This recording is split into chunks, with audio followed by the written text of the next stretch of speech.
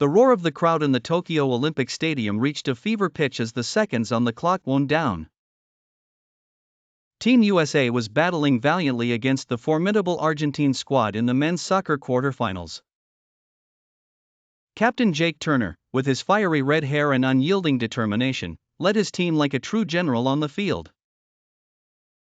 His voice echoed across the pitch, urging his teammates forward, every muscle in his body straining with effort. Midfielder Roberto Gomez, known for his nimble footwork and lightning-fast reflexes, dribbled the ball with finesse, dodging one defender after another. The crowd was on the edge of their seats, knowing that one goal could turn the tide.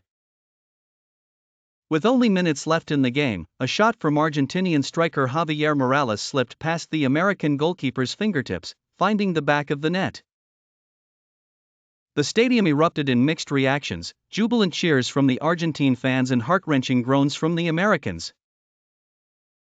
Coach Marta Wilson, a seasoned veteran with her silver hair tied back in a no-nonsense ponytail, watched with unwavering focus. She knew the team had worked tirelessly to reach this point, but time was running out. In a final attempt to equalize, forward Liam Harris received a precise cross from Turner. Harris, eyes locked on the goal, launched a powerful shot. For a moment, time seemed to stand still as the ball soared through the air. But fate was cruel. The ball smashed against the crossbar and was cleared away by the Argentine defense. The final whistle blew, and the dream was over. Team USA had crashed out of the men's soccer tournament.